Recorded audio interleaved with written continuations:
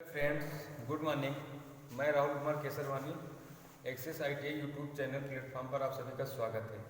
जैसा कि मैंने पिछले क्लास में पार्ट 1 में आपको इंडियन स्टैंडर्ड ऑर्गेनाइजेशन रूल यानी कि ISO रूल के बारे में जर्नल वायरिंग के जो आपके महत्वपूर्ण बिंदु होते हैं वायरिंग करने के, उसका हमने पार्ट 1 आपको वीडियो में दिया है।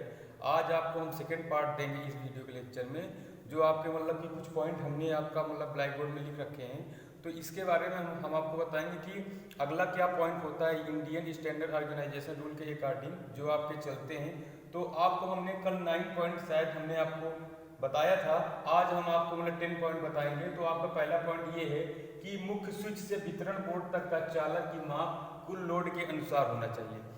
कि आपका जो आपका होता है कि आपके जो 220 वोल्टेज की सप्लाई आती है खंभे से, उसके बाद जो आपके घर में इंटर करती है तो पहले आपका एनर्जी मीटर लगा होता है। एनर्जी मीटर जो होते हैं उसके बाद जो आपका होता है मेन बोर्ड लगा होता है, उसमें आपका MCB लगा होता है, फिर कैट फ्यूज भी लगे होते हैं और आपका फ्यूज लगे होते हैं। तो उसमें अब उसके बाहर आपका क्या होता है, एक कि वो होते हैं टर्मिनल जंक्शन होता है।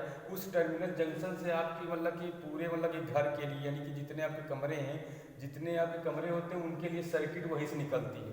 तो टोटल लोड जो होता है, टोटल लोड अगर आप कि पहले से आपको पता है कि हमारे कितने रूम हैं और हर रूम के लिए कितना आपका पॉइंट इलेक्ट्रिकल पॉइंट होंगे, सारे पॉइंट को अगर हम जोड़ लेते हैं तो हमारा टोटल लोड आ जाता है। अगर टोटल लोड हमारा निकल आएगा तो उसी के हिसाब से हम केबल या तार जो होता है, वायर जो होता है, उसका हम रेटिंग के उसी रेटिंग के हिसाब से हम तार का यूज किया जाते हैं। क्योंकि अगर आपका लोड बढ़ेगा तो तार की साइज जो होती है वो भी बढ़ जाएगी। तार की साइज आपकी एक लोड के से एबव होने पे तार की साइज यानी कि मोटाई उसकी दुगनी हो जाती है। अगर आपका तो उसी का ही आपका पॉइंट है कि मुख्य स्विच से वितरण बोर्ड तक का चालक की माप जो होती है, कुल चालक कुल लोड जो होगा हमारे घर के कितने जितने लोग लोड होंगे, 2 किलोवाट का है तो 2 किलोवाट के हिसाब से, अगर 4 किलोवाट का लोड है तो 4 किलोवाट के हिसाब से आपका तार की साइज डिफाइन की जाती है। जैसे आपका 1 mm का तार आता है, 1.5 mm स्क्वायर का तार होते हैं, 2 mm स्क्वायर के तार आते हैं, 2.5 mm के आते हैं, 3 के आते हैं, 4 के आते हैं। तो ये जितने तार के साइज आते हैं सबके लोड उस पर लिखा हुआ होता है, उसी हिसाब से उसको हम लगाते हैं। दूसरा पॉइंट है कि गुल्लियों के बीच जो अंतराल हो, आप कभी देखे होंगे बैटन वायरिंग की जाती है, लकड़ी की फट्टी पे वायरिंग की जाती है आपकी बहुत डिफरेंट टाइप की वायरिंग पहले की जाती थी, लेकिन इस टाइम जो है आपका कंड्यूट वायरिंग की जाती है। लेकिन जो आपकी परमानेंट वायरिंग नहीं होती है, जो आपकी टेम्परेरी वायरिंग होती है, वो आपकी बैटन वायरिंग होती थी। तो बैटन वायरिंग में क्या होती थी, गुल्लियाँ लगाई जाती है। तो गुल्लियों का यूज इसलिए किया जाता है जिससे कि वायर हमारा कि टेम्परेरी वहाँ पे एडजस्ट रहे, वो खुले ना, वहाँ से निकले ना। तो उसके लिए गुल्लियों के बीच अंतराल जो होता है वो 30 से 40 सेंटीमीटर का रखा जाता है। कि एक गुल्ली से दूसरी गुल्ली के बीच की दूरी 30 सेंटीमीटर से 40 सेंटीमीटर या 45 सेंटीमीटर रखा जाता है, इसी के एवरेज में। अब आपका अगला पॉइंट है कि लाइट फैन सर्किट का क्षैतिज रन जो होता है। क्षैतिज रन बोले तो कि जो आपका फर्श है उसको क्षैतिज रन बोलते हैं। अगर हमको लाइट फैन का सर्किट का वायरिंग करना है तो उसकी जो हाइट होनी चाहिए वो आपकी 3.5 मीटर होनी चाहिए।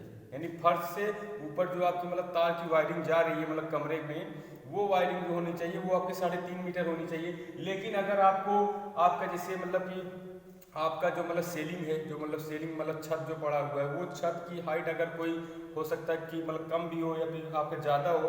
अगर छत का हाइट आपकी 4 मीटर से अधिक है तो 4 मीटर से अगर अधिक होने पे आपको क्या करना है, सीलिंग से छत से आधा मीटर छोड़ करके आपको वायरिंग करनी है। आधा मीटर का गैप कर आपको छोड़ करके वायरिंग की जाती है। ये आपका इंडियन स्टैंडर्ड ऑर्गेनाइजेशन वाला यानी कि ISO रूल है, इसी के हिसाब से आपको वायरिंग करनी पड़ती है और इसी हिसाब से इलेक्ट्रीशियन जो होते हैं वो वायरिंग करते हैं। अगला पॉइंट है चौथा पॉइंट है पावर सर्किट वायरिंग।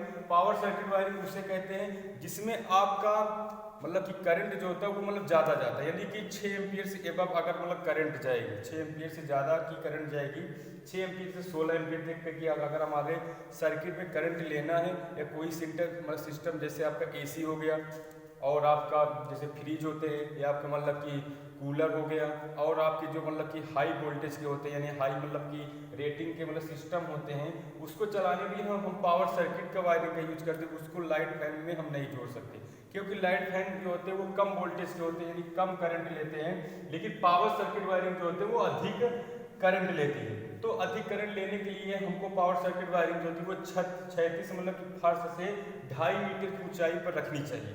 2.5 मीटर की ऊंचाई पर अगर वो वायरिंग रहेगी तो उससे आपका ये होता है कि कोई भी उसको मतलब टच नहीं कर सकता या उसको कोई छू नहीं सकता वायरिंग। और एक ये भी रहता है कि 2.5 मीटर मतलब ज़्यादा हाइट होती नहीं है, उतने वायरिंग पे आप इलेक्ट्रीशियन वो मतलब कि काम कर सकते हैं अगर कोई फॉल्ट आता है तो। अगला पॉइंट है, 5वां पॉइंट है कि वायरिंग क्लिप की दूरी। वायरिंग क्लिप आप मतलब देखते होंगे कि क्लिप आपका जैसे कोई मतलब छोटे छोटे मतलब वायरिंग की, जैसे मतलब कि बैटन वायरिंग ना करके ऐसे ही मतलब टेम्परेरी वायरिंग की जाती है, जिससे आपका मतलब कोई प्रोग्राम होता है या कोई मतलब रिसेप्शन टाइप के होते हैं, तो उसमें जो आपकी वायरिंग की जाती है मतलब टेम्परेरी 10 दिन 15 दिन 1 महीने के लिए 2 महीने के लिए जो वायरिंग की जाती है उसमें आपकी क्लिप लगाई जाती है। तो क्लिप की भी आपकी दूरी जो होनी चाहिए वो आपकी 10 सेंटीमीटर होनी चाहिए, ठीक, उससे हॉरिजॉन्टल दूरी कहते हैं। लेकिन अगर वर्टिकल, अगर वो आपकी वायरिंग ऊपर जा रही है, अगर ऊपर की तरफ वायरिंग मतलब तार जा रहा है, तब अगर आपको क्लिप लगाना है तो उसकी दूरी थोड़ी बढ़ जाती है, 15-15 सेंटीमीटर पर हर क्लिप को हम मतलब लगा सकते हैं। ये आपका हो गया 5वां पॉइंट वायरिंग क्लिप के बाद।